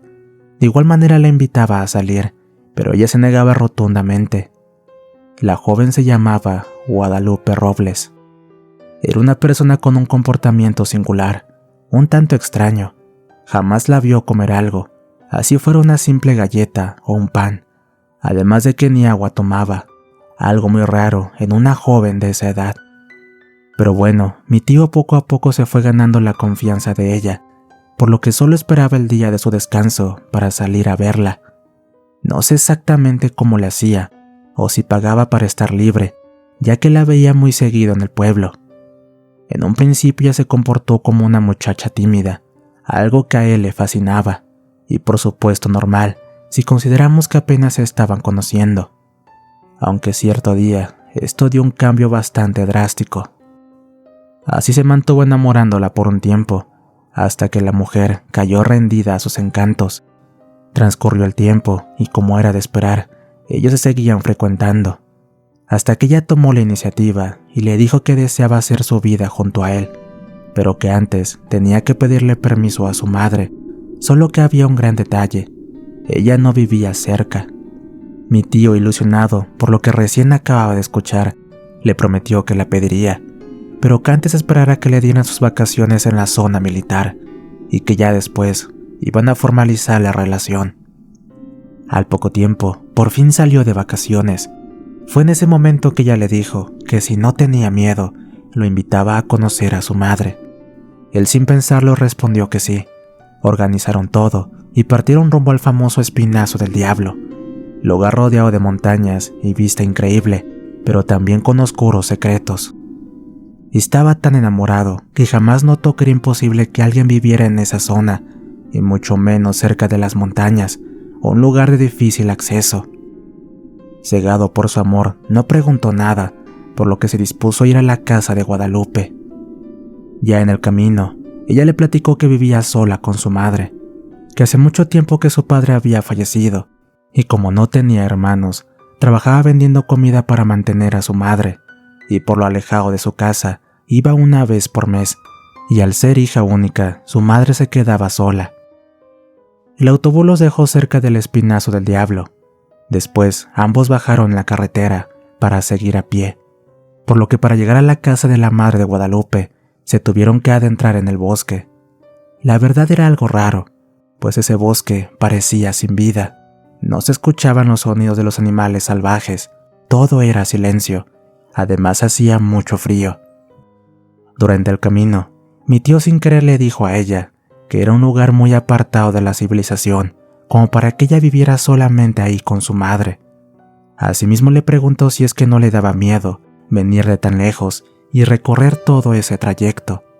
En eso, la cara de la mujer cambió un poco, y molesta por las palabras que escuchó, giró para decirle lo siguiente: «Bueno, ¿qué acaso quieres que viva en el infierno?». Apenado, mi tío trató de que se le quitara la molestia, diciéndole que si ella aceptaba su amor, nada le faltaría, no tendría carencias. Después de caminar por 5 horas, por fin llegaron a la humilde casa, la que por cierto parecía abandonada, no daba señal de vida. Encima, ésta se estaba cayendo por pedazos, pero él ya no dijo nada porque temía que su amada se enojara de nuevo. Aunque al entrar, todo lo que pensó anteriormente cambió por completo. Al ingresar observó que por dentro se veía una casa elegante y muy bien cuidada, todo lo contrario de su fachada. Después de unos minutos, contemplando aquella hermosa casa, volvió en sí y buscó ahora con entusiasmo a la madre de Guadalupe, pero no la encontró. Su amada le dijo que no se preocupara, que tal vez había salido por algo de leña. Así que mientras esperaban, le ofreció de comer algo, a lo que él accedió con gusto. He aquí donde comenzó su martirio, ya que cuando probó la comida, perdió la noción de las cosas y cayó desmayado. Al cabo de un tiempo, despertó, ya que escuchó un sonido característico, como si alguien llorara. Se levantó asustado y buscó por todas partes a su prometida, pero no la encontró en el interior de la casa. Asustado, se dispuso a salir, y fue que se dio cuenta que los lamentos provenían detrás de un viejo granero. Para ese entonces, ya la noche los había alcanzado, el ambiente estaba frío, y una cortina de niebla cubría el entorno. De pronto, algo gritó una vez más, pero en esta ocasión se dio cuenta que los sollozos provenían de atrás de la casa. Sin tener más remedio, caminó muy despacio para no llamar la atención. Al llegar a la esquina de la casa, se asomó con sumo cuidado para no levantar sospechas, y lo que vio ahí lo dejó estupefacto. Lo que vio lo dejó con la boca abierta y paralizado de horror, pues resulta que en el suelo estaba la joven, ahí, arrodillada, suplicándole a lo que parecía un hombre con enormes cuernos y patas de caballo, una y otra vez que por favor ya no la lastimara, que tuviera compasión de ella, que ya la dejara tranquila. En cambio ese demonio le decía que ella era de su pertenencia y que si quería su libertad tenía que llevarle más almas, pero en especial de infantes. Dios mío, él no podía creer lo que escuchaba, ni mucho menos lo que sus ojos veían. ¿Y qué decir de su amada? Nada podía hacer para ayudarla. Este evento duró algunos minutos, ya que ese ser demoníaco se alejó lentamente hasta perderse en la oscuridad. Mi tío era valiente, pero sabía que eso sin duda era la manifestación de un ser de bajo astral, y ahora temía hasta por su vida. Cuando creyó que esa aberración ya no estaba presente, como pudo corrió de regreso a la casa para planear cómo salir de ahí sin levantar sospechas. 3 minutos después regresó su prometida, quien venía muy nerviosa y alterada. Al verlo sudando, le preguntó que si estaba todo bien, y él solo respondió que sí, que había escuchado un ruido, mismo que le provocó un susto. En un momento inesperado, ella se puso a llorar, y al no poder ocultar más su sufrimiento, lo abrazó con fuerza, pidiendo ayuda. Acto seguido le contó que ella era la mujer de un aterrador demonio, y que estaba condenada a estar toda su vida junto a ese ser abominable, y que cada que bajaba al pueblo, traía con engaños a hombres, e incluso se robaba a los niños, para de esa manera calmar el hambre de la bestia de las montañas, del espinazo del diablo. Mi tío, al terminar de escuchar las palabras de Guadalupe, le preguntó el motivo del por qué estaba atravesando por esa terrible situación. Así fue que le contó algo increíble. Argumentó que vivía con sus padres en una casa muy humilde, pero ella ya estaba harta de tanta pobreza. Así que un día discutió muy fuerte con sus padres, gritándoles que se iba y no regresaría jamás, al grado que al estar fuera de sí y dominada por la ira y rabia, fue que lastimó brutalmente a sus padres. Esa misma noche que salió de su hogar, ya estaba todo oscuro, y para colmo de males, no tenía a dónde ir, y como no quería regresar con sus padres, caminó durante un largo rato, hasta que sin darse cuenta, llegó al famoso espinazo del diablo. Al llegar a este lugar, el cual solo era alumbrado por la luz de la luna, y donde solo podía escuchar el cantar de los tecolotes, fue que de pronto, a lo lejos, apreció a un caballo, mismo que se acercaba entre la oscuridad y que avanzaba a paso veloz hacia su ubicación. En cuestión de segundos, frente a ella, se postró un muchacho muy apuesto. Este hombre le preguntó si necesitaba ayuda y que a dónde iba tan sola en un lugar tan peligroso. Guadalupe se sintió en confianza y le contó todo lo que había sucedido con sus padres, así como el motivo de la pelea entre ellos. En aquella charla, ella se soltó a llorar por el simple hecho de ser pobre, al grado que no tenía para comprar ropa, zapatos y menos para comer. En eso, los ojos de aquel extraño hombre resplandecieron entre la oscuridad, para a continuación ofrecerle ayuda a cambio de un pacto muy sencillo. Aprovechando la necesidad de la mujer, el hombre le dijo que él tenía muchas riquezas, tierras, negocios, y que a cambio de pactar le daría todo lo que ella necesitara. La verdad, ella no lo dudó ni un segundo. Logró convencerla de forma muy sencilla. Así que sin pensarlo mucho, se subió a su caballo, para luego ambos adentrarse en lo más profundo del bosque. A los pocos minutos, ella se empezó a arrepentir. Aquella ambición que había sentido minutos antes, ahora se convirtió en temor y arrepentimiento. Le dijo al hombre que lo sentía mucho, pero que ya no quería irse con él. Entonces el demonio le dijo que un trato era un trato, siendo de esa forma que se la llevó a la fuerza. La pobre gritaba, lloraba y le suplicaba que la dejara en paz, pero ya era tarde. En eso, el demonio la volvió a engañar, por lo que le ofreció otro trato. Le preguntó qué le podía dar a cambio de su libertad. Ella sin pensarlo le dijo que le daba el alma de sus padres, y también le dijo que le daría todo lo que pidiera, pero que ya la dejara regresar a su casa.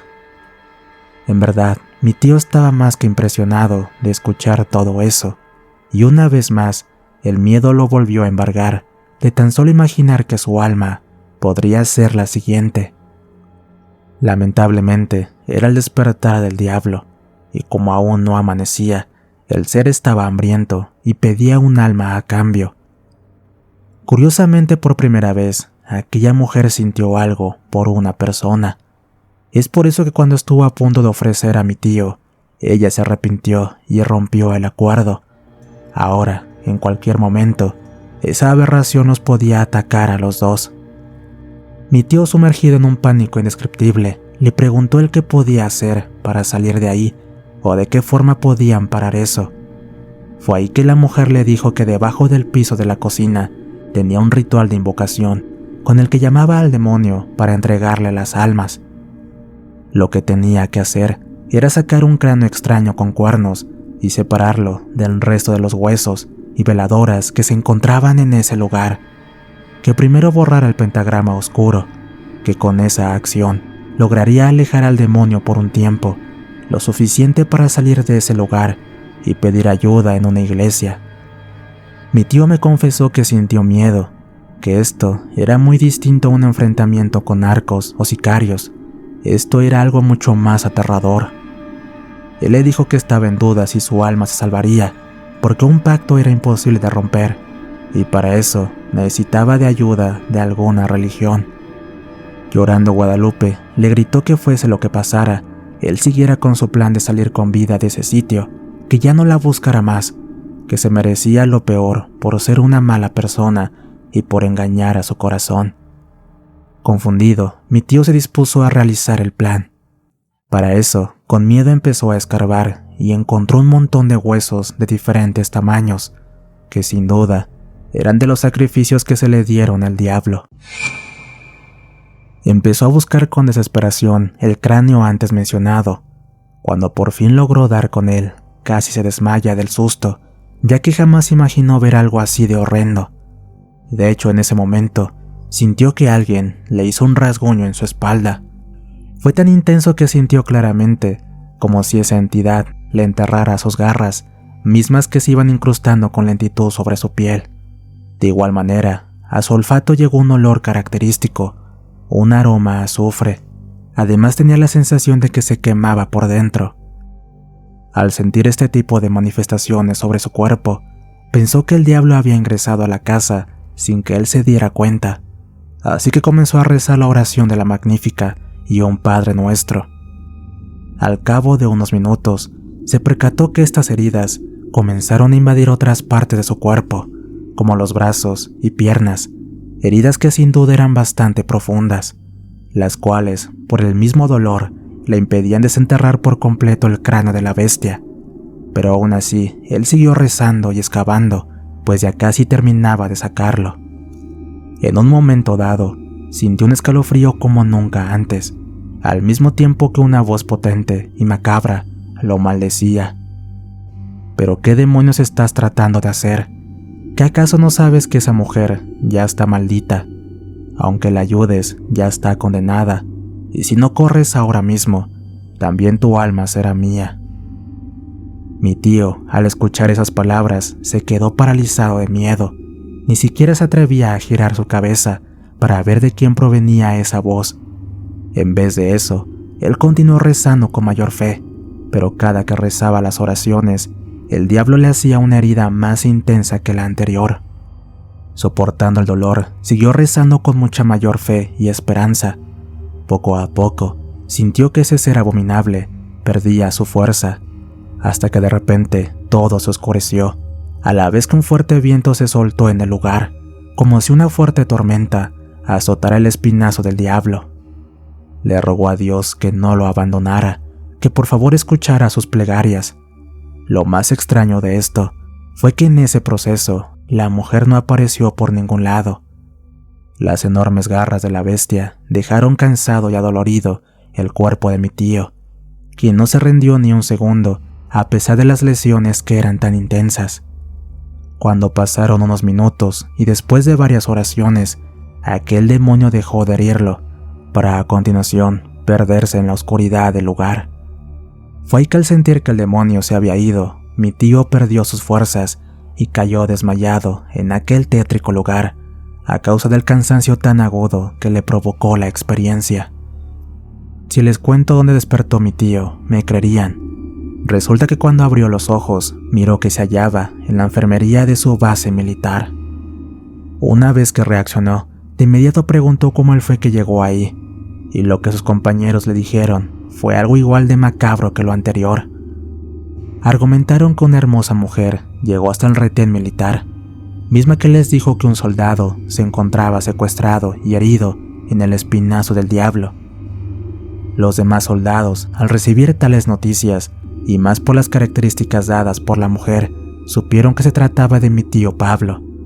Ahora bien, cuando él quiso saber más detalles de ella, sus compañeros le comentaron que era difícil de explicar, porque una vez que la mujer les dio los detalles, esta desapareció por completo. Lo más curioso de esto es que aquella mujer, de nombre Guadalupe Robles, físicamente en esos meses jamás existió, ya que tenía como 11 años de haber fallecido. Sus restos fueron encontrados junto a un altar de adoración satánica en aquel lugar donde fue hallado mi tío. Él cree con firmeza que esta pobre alma en pena lo buscó para que la ayudara a descansar en paz, algo que por supuesto casi le cuesta incluso a él su propia vida.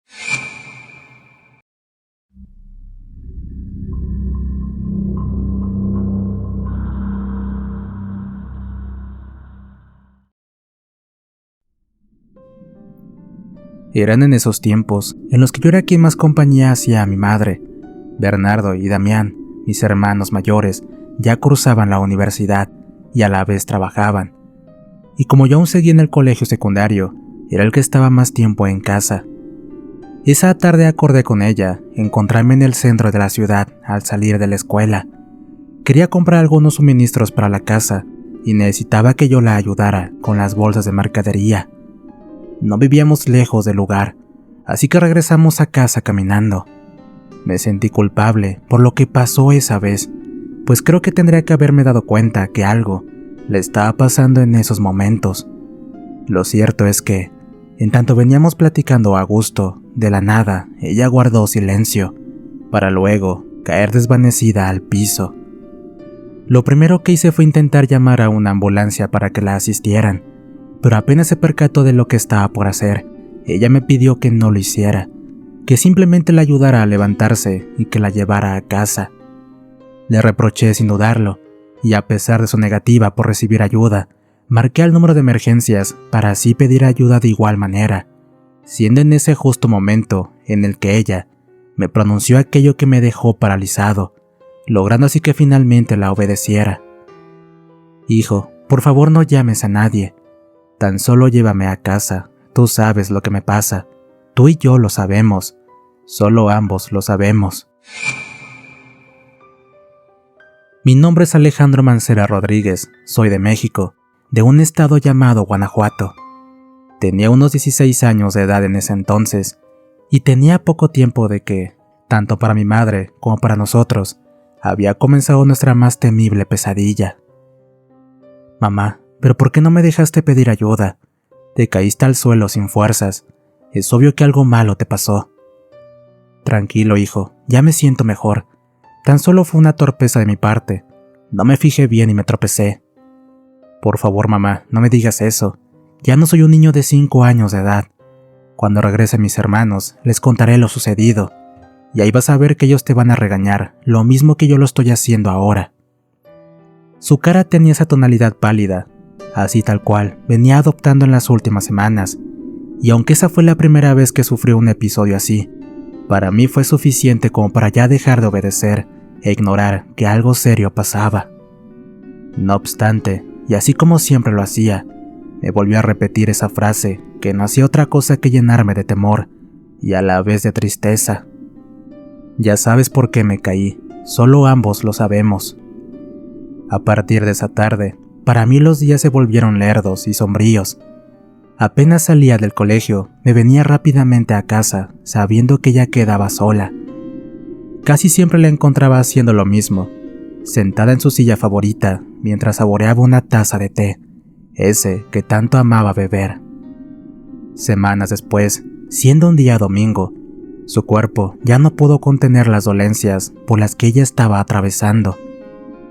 Yo recién me levantaba de la cama, cuando escuché a Damián llamándonos desde la cocina. Al ser el primero de nosotros a levantarse, encontré a mamá inconsciente sobre el suelo. De su nariz salía líquido hemático, y una vez más su piel estaba pálida, como en cada ocasión que padecía esos eventos. Pero Alejandro, ¿te volviste loco o acaso eres tonto? ¿Cómo que Ama ya tuvo esa clase de desmayos y no nos dijiste nada? Tú eres el que más tiempo está aquí. Se supone que nos debes decir lo que pasa en la casa. Eres un irresponsable. Por más que ya te lo hubiera prohibido, nos tendrías que haber avisado. ¿Qué confianza te podemos tener ahora? Prepárate, porque cuando le cuente esto a Damián, él no dejará que las cosas queden así, ya lo conoces. Él es el mayor de nosotros. Prácticamente ocupó el lugar de nuestro padre, y ni creas que te voy a defender como lo hago siempre. Esto no te lo puedo dejar pasar, no lo haré. El reproche de Bernardo era lo que esperaba, y él tenía razón. Damián se enojaría muchísimo conmigo, al saber que le estuve ocultando los problemas de salud que mi madre venía padeciendo, pero nada más podía hacer al respecto. Él había llevado a mamá al hospital, y es ahí, a donde nosotros nos dirigíamos. El regaño de mi hermano mayor fue brutal, tan así que pensé que hasta me golpearía, más aún cuando los médicos le dijeron que mamá se encontraba muy mal y debían hacerle estudios. Por suerte, ella regresó a casa a los 3 días, pero de ahí en más, su salud no hizo otra cosa que empeorar, comenzando así a destrozar nuestras vidas. Una noche, mientras mis hermanos aún no habían llegado cada quien de sus trabajos, yo me puse a preparar la cena, en tanto mi madre me acompañaba sentada en su silla. Generalmente hablábamos de todo. Para mí ella era más que una madre, también era como mi hermana, como mi mejor amiga.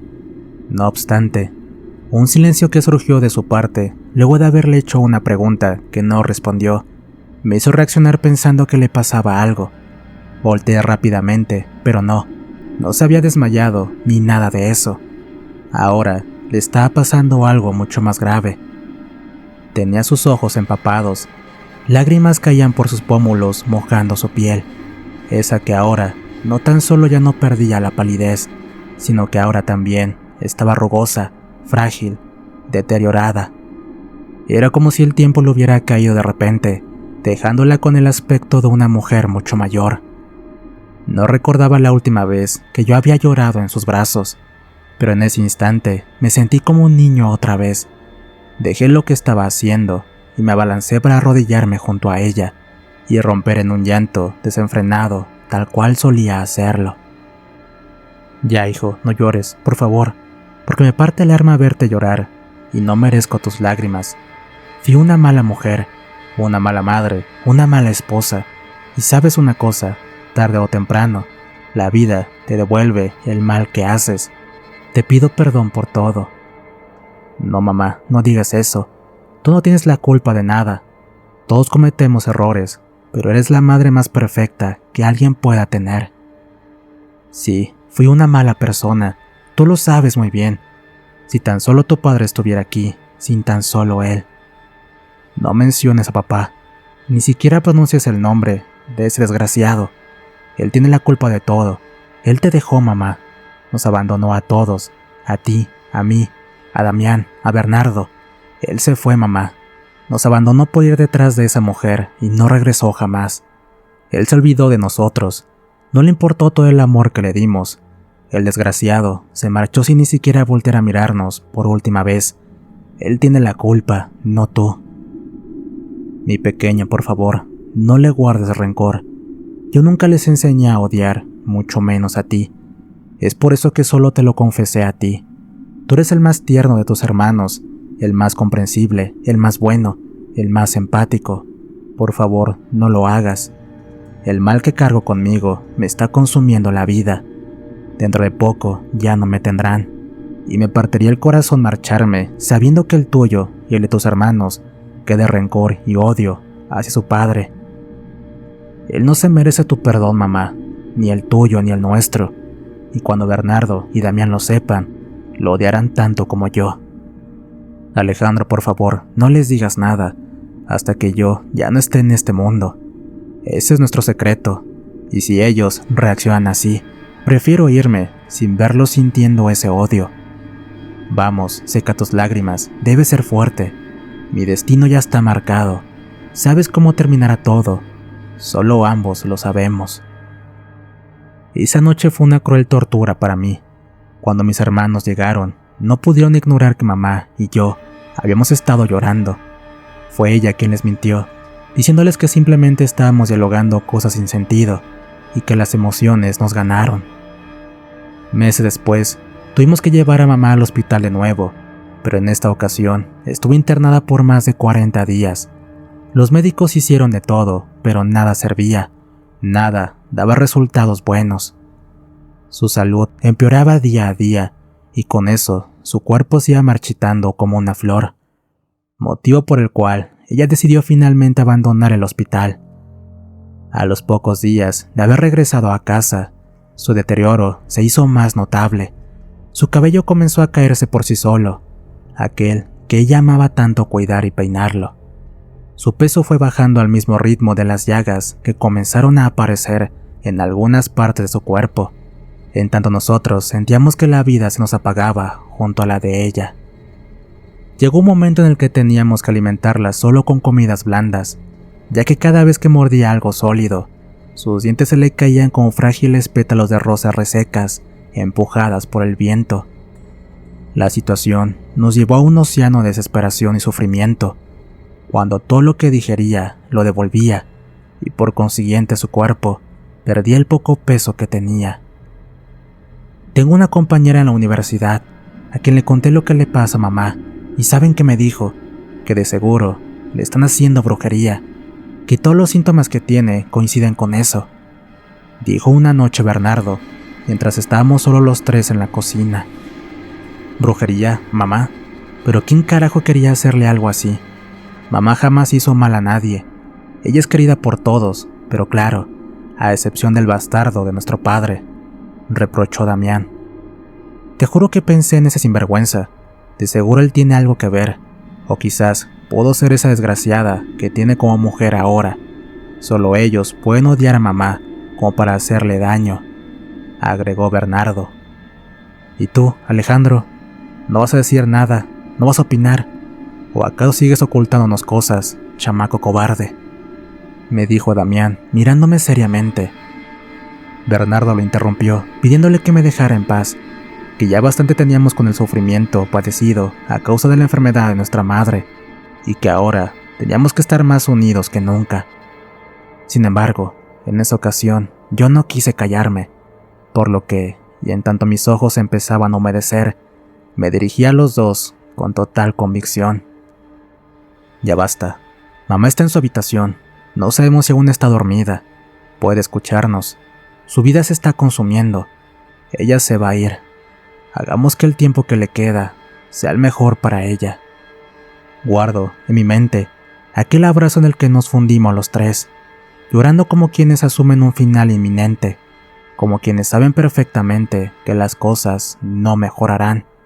Aún así, ellos persistieron en las sospechas hacia mi padre, por lo que acordaron en ir a buscarlo, y de paso para que sepa lo que a nuestra madre le estaba ocurriendo. De por sí, los tres le guardábamos rencor por habernos abandonado y destruir nuestra familia. Imagínense entonces cuánto más lo odiamos cuando el maldito ni siquiera quiso venir a verla, argumentando que no quería saber nada más de ella. Fue una noche de primavera cuando sucedió. Para ese entonces, mamá ya había sido hospitalizada en varias ocasiones más, pero como los estudios eran siempre los mismos, ella nos pedía que la trajéramos de regreso a casa, utilizando esas palabras que nos partía el alma en pedazos. Entre lágrimas nos decía que ya le faltaba poco para descansar de su sufrimiento, y lo que más deseaba era dar su último suspiro en casa, rodeado de nosotros tres. Eran las 10 de la noche cuando ella perdió el conocimiento. Junto a Bernardo y Damián, estábamos sentados alrededor de su cama, contemplando cómo los latidos de su corazón se hacían cada vez más lentos. Su cuerpo estaba flaco, su cabeza estaba calva, y cada detalle de vigor que solíamos admirar tanto de ella se habían convertido en un débil respirar. Sus llagas emanaban un olor nauseabundo, propio del mal que estaba acabando con su existencia, y a pesar de que su rostro estaba básicamente cadavérico, a nosotros nos daba la sensación de que brillaba como nunca. Creímos que ya no despertaría, sin embargo, volvió a abrir sus ojos pasada la medianoche y fijándolos en cada uno de nosotros, usó su último aliento para que, con su tenue voz, darnos la enseñanza más valiosa que recuerdo de ella. Mis pequeños, cuánto los amo, y es por eso que les pido perdón por todo. Jamás pensé que esto terminaría así. No saben cuánto me arrepiento por lo que hice, y les juro que, si pudiera volver el tiempo atrás, no habría sido tan egoísta como lo fui. Los amo tanto, tanto que me destrozaría el alma marcharme sabiendo que hay odio en sus corazones. Por eso les pido que jamás guarden rencores, que perdonen a su padre, y sobre todas las cosas, que me perdonen a mí, por favor. Les prometo que yo los cuidaré desde el más allá, pero quiero que aquí cuiden de su hermano menor, y les ruego por lo que más quieran, no se enojen con él para nada. Él y yo lo sabemos, solo ambos lo sabemos. Mamá cerró sus ojos para siempre, empapados en lágrimas, pero con una sonrisa en sus labios, como quien siente alivio al saber que su tormento llegó a su fin. Nosotros nos quedamos casi una hora más a su lado, llorando amargamente, hasta que nos devastamos con tan desmesurado dolor. Aunque mis hermanos me preguntaron a qué se refería nuestra madre al haber dicho esas últimas palabras con respecto a mí, yo jamás se los conté. Y hoy, teniendo ya 57 años de edad, y estando Bernardo y Damián junto a mi madre y en el más allá, apenas tomo valor para contarlo. Mis hermanos tenían razón al pensar que mamá falleció producto de un trabajo de brujería, como así también sus sospechas fueron acertadas. Fue la nueva esposa de mi padre quien se lo mandó a hacer, la amante por la que nos abandonó. Sin embargo, las cosas no son tan así, como seguramente lo están pensando ahora. Fue mamá quien inició todo. Ese fue el error por el que tanto se arrepintió y por el que nos pidió perdón hasta su último momento de su vida. Y he aquí la explicación. Cuando nuestro padre nos abandonó, y cegada tal vez por el dolor de su traición, ella fue a visitar a una curandera para pedirle ayuda y así recuperarlo. Fue esa misma anciana quien le dijo que, en realidad, mi padre había sido víctima de un trabajo de amarre, hecho claramente por la amante. Lo que provocó el infierno fue cuando la curandera le propuso a mamá que le hiciera un trabajo para vengarse, a lo cual ella cometió el error de aceptar. Pero lo que no sabía era que la amante de mi padre se enteraría de eso, y sin nada de piedad, mandaría a hacer un contrahechizo, ocasionando así que todo el mal regresara a mi madre. El resto de la historia ya la saben. Mis hermanos se fueron de este mundo sin saber esto, pero es lo que mi madre quería. Esa fue su última voluntad. Y aunque hasta el día de hoy cargo con ese peso, me siento tranquilo, pues ese fue nuestro secreto, la prueba de unión de una madre con un hijo. Así que, cada vez que me ponía mal por esto, traía a mi mente esa frase que tantas veces me dijo, dándome a entender que quería que nada más y yo lo supiera, al decirme, tú y yo lo sabemos, solo ambos lo sabemos. Historia escrita y adaptada por nuestro amigo Lázaro Scripta para relatos paranormales. No olviden suscribirse y activar la campanita, así como compartir el video con sus amigos. Les dejo más videos por acá en pantalla para que los vean. Les mando un fuerte abrazo. Cuídense mucho. Les relató su amigo Antonio.